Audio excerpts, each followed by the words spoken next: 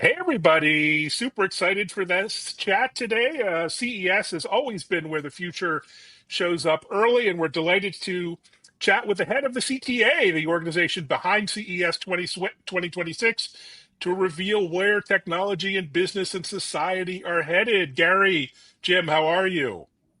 Fabulous. Great to see you, Evan. Great to see you, Jim.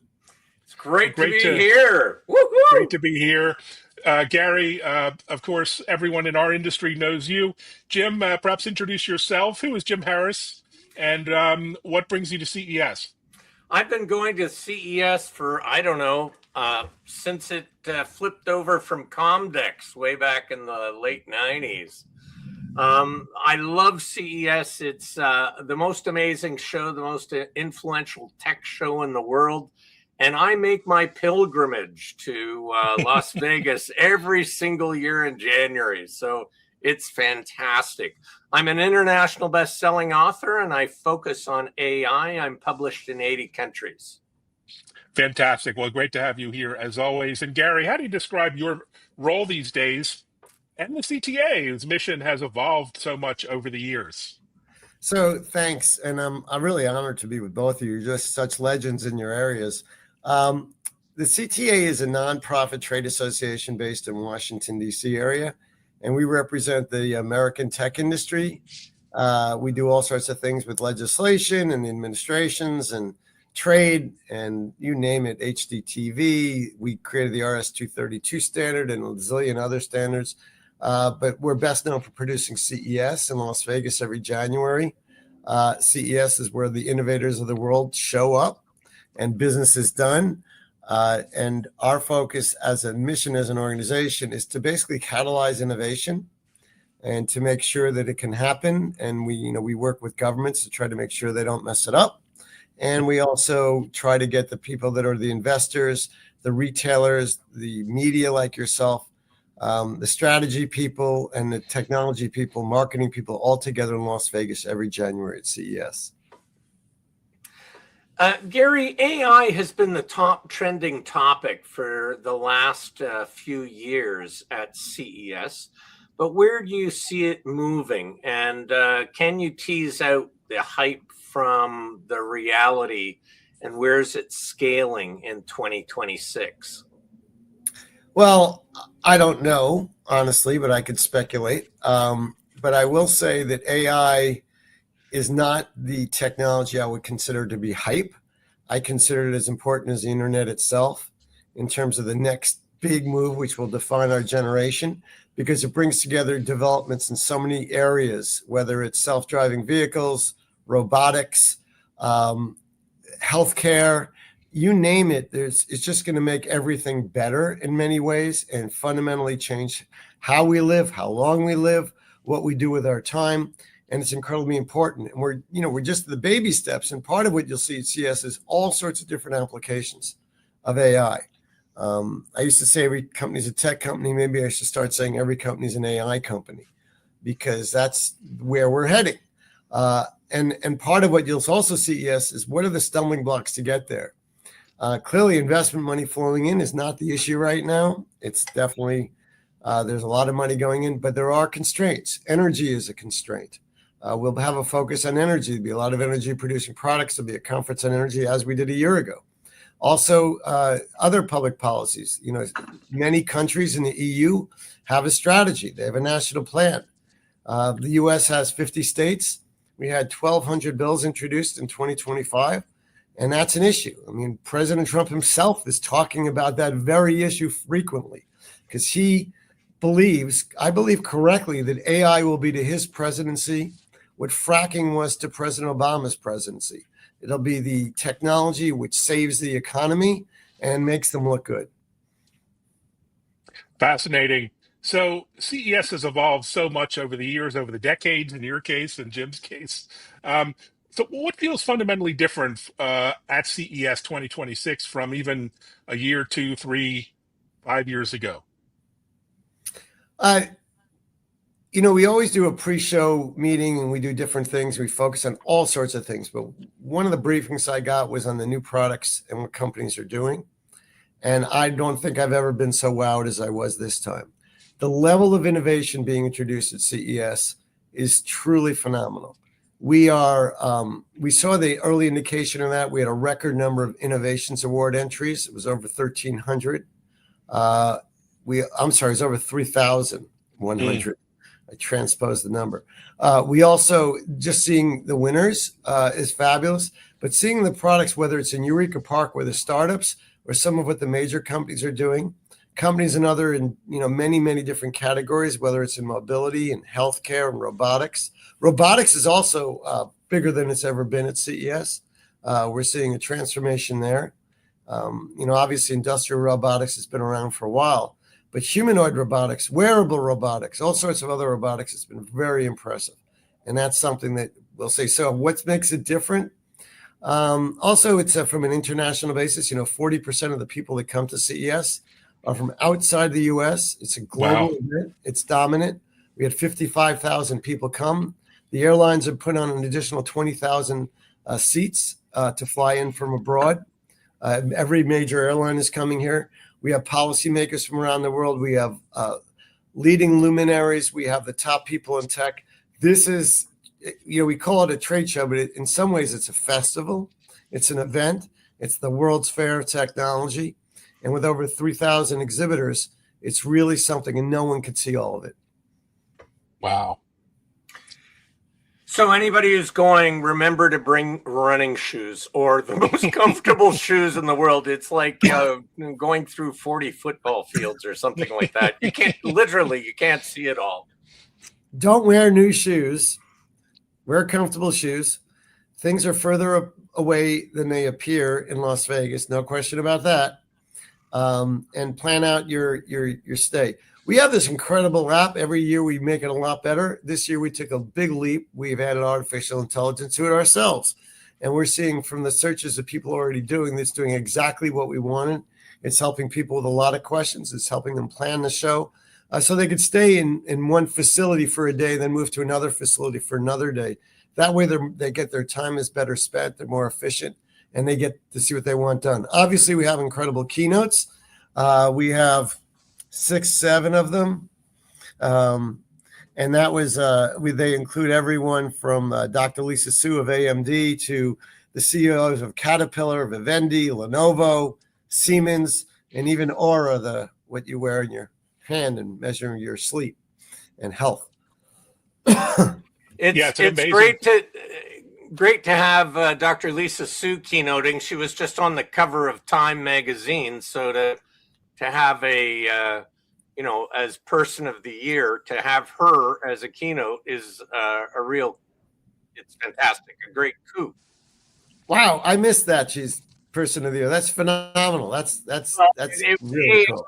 AI was person of the year, and there were about seven people on an I-beam, like that famous scene of building New York City with a skyscraper and I-beam and all the workers sitting on it eating their lunch.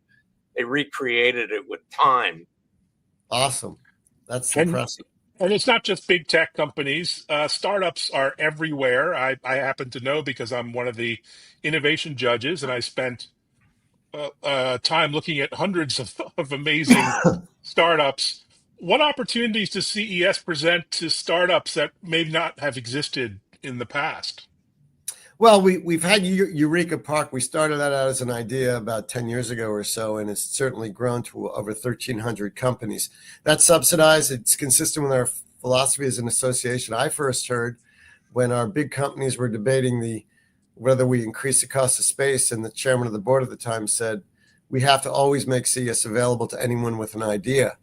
They'll come there and make it inexpensive. They may max out their credit card, but we want them to have access to retailers, media, investors, potential partners, big companies, buyers, and it's been very successful. But what we have a whole range of different programs that we haven't had before. CES Foundry, for example, is a stage at the Fontainebleau where we have all sorts of companies, big and small, presenting on AI and quantum with demos and content. We added new innovation award winners.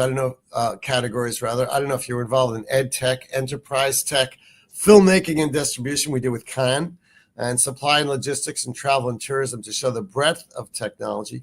We also have programming additions in all sorts of other areas. We have accessibility, which is really huge. We've noticed a lot of people with disabilities, leading organizations were coming from basically everywhere and talking to manufacturers about what their products actually can do and how they can help people. And that's been a wonderful synergistic relationship for everyone involved. And we have tracks also on manufacturing with the focus that President Trump has on where manufacturing should be. We have a whole new thing on manufacturing, also on wearables, because wearables have grown so much, and women's health, as well as we have some AI training courses on strategy, implementation, agentic AI, and responsible AI, AI-driven marketing, and a whole bunch of policy sessions on a lot of these things that governments are talking about, whether it be trade, AI, privacy, intellectual property, you name it. We also have something called the Creator Space in Central Hall, open to all badges. We have C Space, where our marketing CMOs from around the world, from every business category, come and they hang out with the tech people, and they see, because obviously if you're in marketing, everything changes so quickly. You got to get there first to know what's going on. Fantastic. Jim? Gary, the Trump administration has come to loggerheads with China. And I know in past, there were 1,000 Chinese companies at one time, mainly in Eureka Park, but spread throughout the show. What do you think will be the impact this year with China? I know you mentioned that putting on 20 extra planes, but China in particular, what do you see the uptake and the appetite for CES this year? Fortunately, President Trump and President Xi have come to some sort of at least temporary accommodation. Certainly, though, there's a long-term strategy under the Trump administration that everything. I interviewed the deputy USTR recently on stage, and it was on C-SPAN. And what he said was that, I said, what's your big goal here? And he said, well, everything that we consume in the U.S., we must make in the U.S. Now, obviously, that's not going to happen. Sorry, administration. I know you mean well, but we're pushing for something with the allies. But in terms of the CES, Lenovo, big company, they are actually keynoting at the Sphere, and it is going to be incredible. The talent they have on stage, including, I might add, Jensen Huang, the CEO of NVIDIA, will be on stage at the Sphere. That's a can't miss thing. But China itself, there are some major companies like Hisense and Haier and others that are certainly visible at CES, and that's fine. And there's smaller companies. We welcome everyone from the world. I think we only drew a map around Russia and said we're not welcoming you. We have all sorts of government sponsored or country sponsored pavilions. There's over 20 of them for many countries. China certainly is throughout the show. They are not the biggest contingent in the show. Obviously, that's Americans. They're not even the second business. I believe that will end up being the Koreans in terms of their presence, measured most ways. That was in 2025. But China's, we welcome them to CES. They sell a lot of products. What we don't do is there's an entity list that the U.S. government puts out that says, we won't do business with these people and they shouldn't be here and things like that. We're very careful to follow the U.S. law and even go a bit beyond. Fantastic. I love the enterprise and IT content that's increasingly present at CES as an enterprise guy.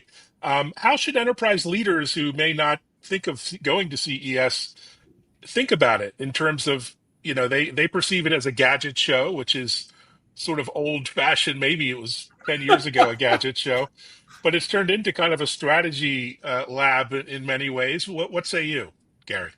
Well, Evan, I really appreciate you raising that because I didn't even raise it. It's just what you said. We just assume that everyone knows, and you're right, they don't. We estimate that 40 to 45, 50% of the show is actually business to business. It's more businesses selling to other businesses, doing business, and the whole point is to make it efficient. And the business environment is part of that. You talked about Comdex earlier.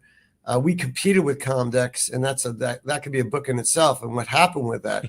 But basically, we welcome the business to business community. We know that a lot of the exhibitors are doing business with each other. And that's one of the reasons a lot of them come. And we know that the business environment did change somewhat in terms of a bring your own device environment, and that helped us compete with Comdex. But we also did a lot of other things to compete with Comdex. We certainly, I invited Bill Gates to speak every year, and he was coming every year for years, and we got others as well. And all these companies are still there. Some of them may not be as visible. A lot of them have meeting rooms, but they're doing business because it's so efficient. The average person has about 29 meetings while they're there in business. And you can't do that. I remember the CEO of one of the major chip companies thanked me at the end of the show and said, this would have taken me 3 months of traveling around the world to do what I did in 4 days here. So it is efficient. And the other thing we do, and I know you're at other shows as well, is we actually independently audit the show. We view ourselves as being a platform, like a media platform. And so we want hard, good numbers. And we have a duty of honesty. And we urge anyone going to any show to demand that or ask that if you're interviewing the people, where do you get your numbers from? Well, we independently audit, and remember, I'm going to sit in the board of a global organization that requires that, UFI. So I'm pretty proud of that how we do things and how we measure ourselves. But the whole thing is for the customer, it's for the industry, and it's for the betterment of the world. And that's what innovation is about. It's about making our lives better, making our businesses more productive, and raising the standard of living for the world. Wow, that's like a mic drop moment, but we're going to keep you here another minute. Jim, any other questions here? Well, maybe just to reflect, Gary has been leading the CTA for decades. And, way back when the show really was about hardware, and then it evolved to hardware and software. And now AI, we've talked about that. But how do you see the continued evolution of CES? Like if you were to cast forward to next year and 5 years out, how will CES continue to evolve? What trends in the marketplace do you see that will change everything? That's a great question, and we discuss it often. One of the things we talk about that COVID made a difference on is, especially at the CEO of a major company level, is all of a sudden they rediscovered the value of face-to-face interaction. So now we get attention because CEOs see CES, and increasingly what's being focused on is they're bringing their board of directors, they're bringing their key customers, they're having meetings there. They also see, believe it or not, this sounds crazy, but they see it as an opportunity for their staff to team build in the exhibits. So in terms of how the CEOs that really actually pay us, their companies pay us to exhibit, see it, they're seeing it as more of an opportunity than they used to. And they see it as an efficient opportunity. Obviously, it is costly. Some people don't like to travel still for a lot of reasons. And with the debates over remote work and everything else, it's an opportunity for people in their environment to have teamwork in running and manning an exhibit. In terms of the actual product, which is I think what you're really asking about, we see a shift to quantum computing, to more AI, to robotics, to self-driving vehicles, to healthcare, more specific patient-centered health that focuses on the unique aspects of the patient. We see companies like Aura and obviously Fitbit through Google and others measuring more and more parts of the body. We see healthcare providers taking that data and turning it to something which allows us to deal with the fact there's a shortage of healthcare professionals, and we're living older and there's no one to take care of us. So all these things are changing in a way where we're looking at products, devices, and sensing devices, especially with algorithms and healthcare, to actually tell us that we're getting sick, to tell us how we could avoid it, whether it's in our seats in our cars or in our homes.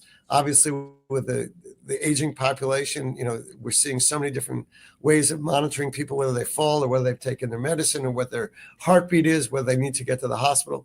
CES is going to reflect all these miraculous changes in robotics and healthcare and mobility and so many other aspects. And the facilitators will obviously be generative AI, quantum, and then the funnels, the restrictions that we're concerned about are government, energy, national policies, electronic borders being put up around countries, the globe, breaking out into those with different views of the world, which are, they are different. We talk about these things all the time.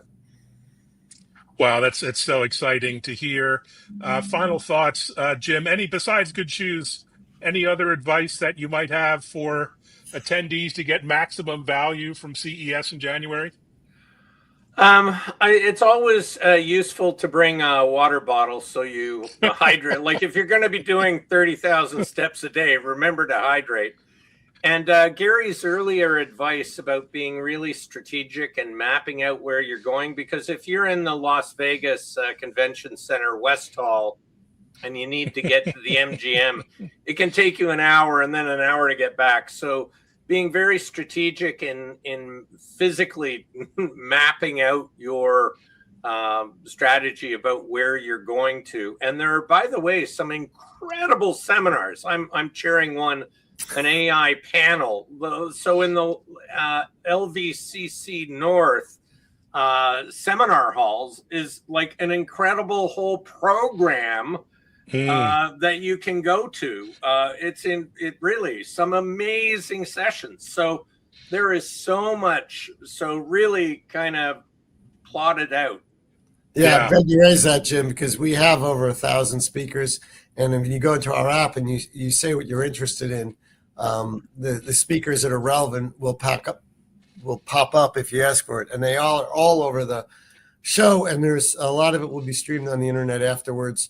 But it is a matter of planning ahead and seeing what you want and basing it on. And you're right, the conference sessions and the keynotes make sense.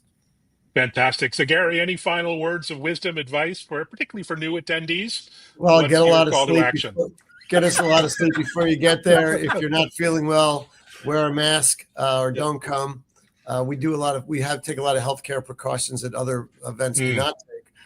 But get some rest. It's a holiday season, but people love it after the holiday season to get away to Las Vegas and see the future. It starts out the year optimistically. So thank you very much for taking the time to interview me, and I look forward to seeing you in Las Vegas. Have a great, healthy, and happy season. Woohoo! Wonderful. Thank you, Gary. Thank you, Jim. Thanks, everyone, for listening, watching, sharing this episode, and see you at CES. Take care, guys. Great.